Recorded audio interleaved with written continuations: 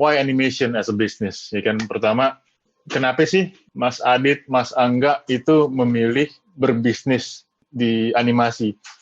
Mungkin awalnya memang kalian memulai dengan menjadi artis atau katakanlah employee dalam yang lebih profesional ya. Tapi kemudian saat menjalani itu bisa nggak sih ceritain kalian mempunyai analisa market seperti apa dan punya bisa ngebaca ada peluang seperti apa untuk akhirnya memutuskan okay, this is the time for me to start my own business in animation gitu. Lebih awalnya memang kan kita kerja ya sebagai animator atau 3D artist di suatu perusahaan kan. Kemudian ketika itu ya akhirnya lama-lama kita banyak nih kerjaan sampingan lah di luar sana, di luar kerjaan kantor. Kalau kita nyebutnya freelance lah. Dari freelance sana kita ngerasa wah udah apa ya, sudah cukup mencukupi, sudah cukup lah untuk tanpa harus kerja lagi, kita akhirnya untuk freelance lah tetap. Jadi biar nggak mengganggu kantor kerjaannya atau tim kantor, akhirnya saya decide buat freelance saja akhirnya. Dari sana kita kumpul-kumpul nih sama beberapa orang freelancer, bikin studio kecil, dari karyawan 1 orang, 2 orang, akhirnya nambah terus, jadi lumayan banyak. Kenapa sih kita nambah karyawan, nggak freelance saja terus gitu? Ya kalau kita tahunya, kalau freelance itu kan lumayan ya, effortnya, tenaga yang kita keluarin itu lumayan. Kenapa akhirnya kita nambah orang itu? Karena kalau enggak kita mati nih, ngerjain terus-terusan, kerjaan sendiri gitu kan. Mungkin secara finansial memang enak ya, dapat semua uangnya sendiri, tapi kedepannya kayaknya kalau enggak dibangun tim, badan kita rontok sih. Akhirnya itulah awal mula kita bikin tim, dan cikal bakalnya akhirnya jadi Shark Animation sih. Oke, kenapa animasi? Pertanyaan itu sungguh menarik ya. Saya bisa jawab dalam 2 hal. Pertama, karena saya mulai sebagai artis ya, animator ya dulu bareng Mas Rangga nih. Kalau ditanya kayak gitu, kenapa animasi? Why not? Kenapa enggak? Gitu. Kenapa nggak bisa animasi? Karena saya udah belasan tahun ya di industri itu, dan melihat rekan-rekan waktu itu di Singapura, waktu itu di mana-mana kayaknya kita sanggup kok, kita mampu kok gitu loh. Kita sanggup secara human resource ya, tinggal siapa aja nih yang mau benar-benar melakukan gitu loh, benar-benar melakukan secara thorough, secara benar gitu loh, secara apa yang udah kita dapatkan di luar negeri itu coba saya incorporate, coba saya bikin di Indonesia gitu loh. Jadi ya bisnis animasi ini buat saya pribadi sebuah challenge ya, karena dulu mulai di tahun 2004, 2005 melihat masih awal berkembang, terus melihat perkembangan animasi makin pesat, makin bagus, terpanggil aja sih kayak wah ini kayaknya nih coba deh yuk terjun ke industri animasi gitu, dan coba bangun ekosistem yang bagus, coba bangun human resource juga yang bagus. Itu menjadi sebuah challenge ya, karena itu dia tadi punya referensi waktu itu kerja di luar negeri, oh ternyata di luar negeri seperti ini kemampuannya, cobalah bawa ekosistem itu ke Indonesia gitu. Cuman kembali lagi waktu mulai mau berbisnis di animasi juga itu penuh perhitungan yang luar biasa ya, karena it's a totally different world, benar-benar dunia yang sangat berbeda. Yang tadi mikirinnya ya ibaratnya secara kreativitas aja, secara totalitas benar-benar kreativitas, sekarang mikirinnya bisnis. Ya aduh, inilah cost lah, revenue lah segala macam, dan itu lumayan challenging ya. But first of all, untuk jawaban saya sih, I love what I do. I love animation. It's what I breathe. It's my passion. And makanya kenapa saya mau berbisnis animasi, terutama di Indonesia, karena saya membuat perubahan. Saya ingin melakukan perubahan. Perubahan apa? Perubahan yang lebih baik lah, terutama terhadap human resource-nya dan terhadap kualitasnya. Jadi itu menjadi panggilan buat saya tersendiri. Awalnya memang kan kecemplung nih di 2011 as a freelance. Kalau sebelumnya emang saya sendiri nggak pernah ngebayangin bakal punya studio animasi gitu. Karena kita awalnya banyak di TV komersial ya, mulai banyak PH-PH ataupun perusahaan yang kontak kita secara langsung. Godaan itu tuh yang bikin kita, oke nih, kita freelance lah awal-awal, karena banyak kok yang kontak kita. Di situ saya lebih coba ngejalin relasi dengan orang-orang yang baru kita kenal nih. Kemudian dari sana ya kita tahu di industri ini kalau kita masuk di industri kreatif, lembur-lemburan itu kan suatu yang biasa ya. Lo mau sampai kapan? Pulang pagi mulu gitu kan? Sampai kapan badan lo kuat? Mungkin secara finansial lo bakal dapat semuanya lah gitu. Tapi di sisi lain, kalau nanti umpama gini kan banyak yang meme-meme kayak lagi di rumah sakit tapi lagi apa ya? Lagi masih ngejar deadline.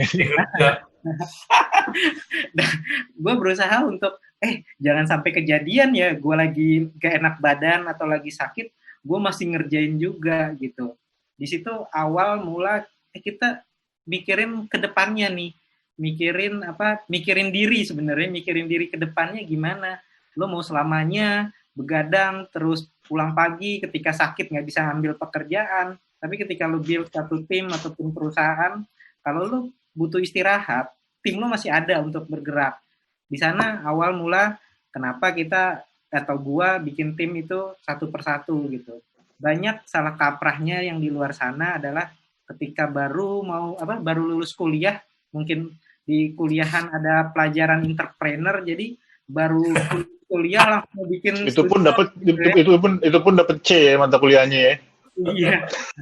Jadi bagus dari pemerintah sih ataupun kan mendorong ya untuk mahasiswanya untuk menjadi entrepreneur. Ya. Cuma balik itu lebih baik ya coba dulu dengan bekerja di satu perusahaan.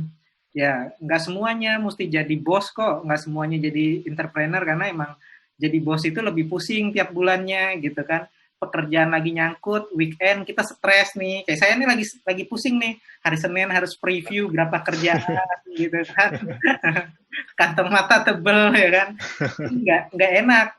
Malah ketika jadi karyawan lebih enak. Cuma ngerjain, oke, hari Jumat, besok weekend, gue mau jalan-jalan, mau santai-santai.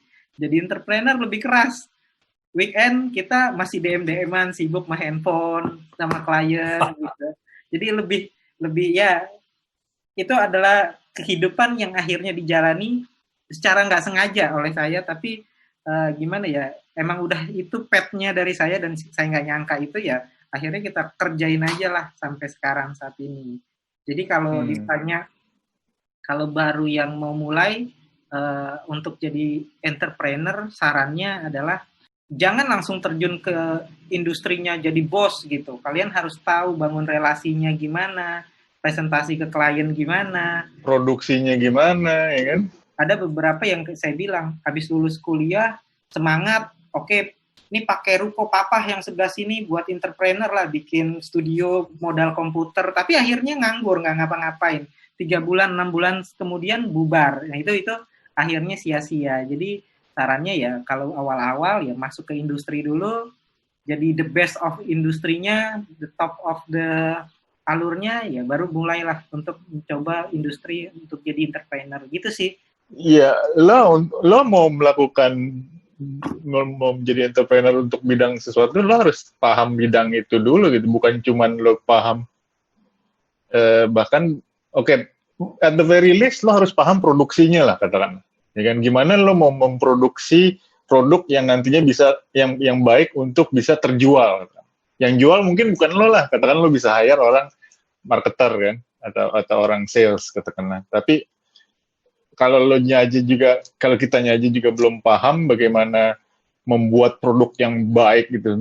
Kenapa katakanlah produk animasi Malaysia, produk animasi Singapura, produk animasi Amerika, Kanada segala macam itu seperti apa gitu kualitasnya, kita harus paham gitu kan. Kalau itu aja kita nggak bisa bedain, kita cuma bisa bedain animasi buatan Amerika Hollywood keren, animasi buatan Malaysia nggak sekeren itu, tapi nggak tahu kenapa ya keren itu, kenapa lebih keren gitu loh, nggak bisa di breakdown, nggak punya pemahaman yang whole tentang how to make a good product. Itu kayaknya agak naif gitu kalau mau kemudian jadi entrepreneur ya. Itu juga gue setuju sih Mas, secara personal. Balik ke yang tadi Adit jelasin, challenge tadi gue garis bawahin dari penjelasan lo, Dit. When you're an artist, when you're an employee in animation studio, it's just 8 to 5 atau 9 to 6 ya kan, 5 days a week. akhir bulan gajian, ya kan? Yang penting tiap hari deliverable-nya terkumpulkan. Shot lo submit. That's it. You can live happily ever after gitu. Tapi kemudian saat lo switch, lo decide untuk mau berbisnis, you wanna be the entrepreneur, lo bilang ada challenge-nya tadi, mikirin revenue, mikirin cost, segala macam. Nah, challenge apa aja sih yang sebenarnya mungkin orang-orang yang dari bangku saat mereka artis, they don't see it yet. Ya, yang mereka lihat kan adalah, okay, I'm good at what I do. Maybe I have a chance out there, gitu kan? Ya kan? Karena perspektifnya masih segini nih, peripheralnya kan, kalau kita main first person shooter game.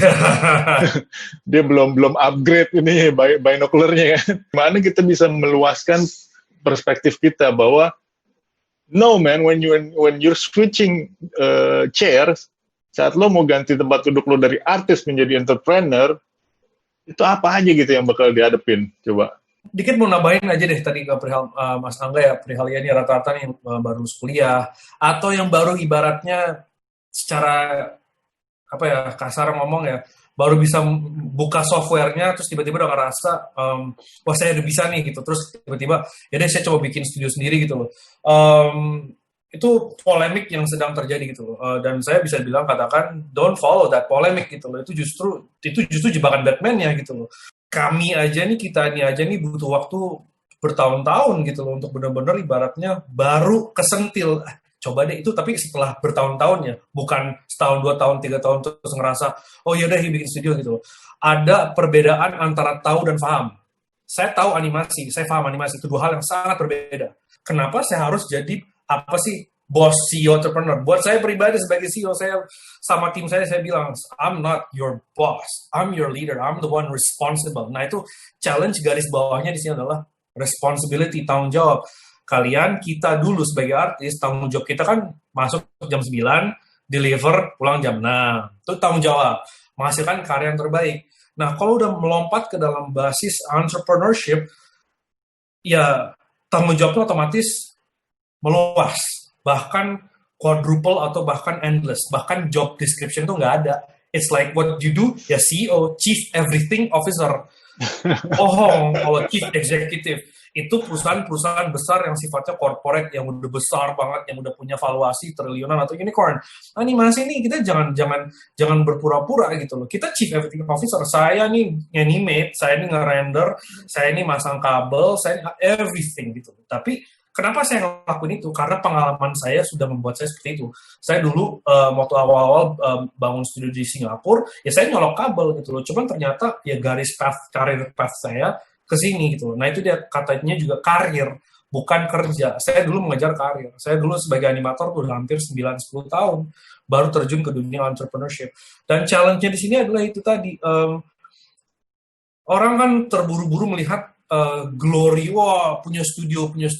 Kagak ada glory-glorynya kalau emang nggak berhasil gitu loh. Kalau berhasil baru glory gitu. Cuma nggak berhasil apa? Yang ada failure. Dan mungkin zaman sekarang terlalu banyak dengerin quotes kali ya, terlalu dengar banyak entrepreneur. Wah, Mark Zuckerberg umur 23 keluar dari Harvard sekarang billionaire. Dia prodigy.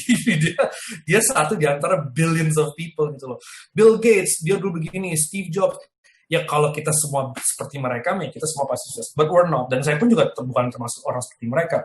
Saya di sini justru pengen bilang ke kita semua, carilah pengalaman dulu. Pengalaman itulah yang akan membuat kita siap gitu. Dan pengalaman itu jangan diukur dengan ya saya udah 2 tahun.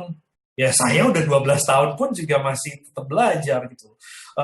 Jangan terburu-buru deh. Kalau saya boleh saranin, tadi tentang challenge tadi adalah challenge responsibility. Yakin udah bisa kerja sebaik-baiknya dari jam 9 sampai 6, yakin.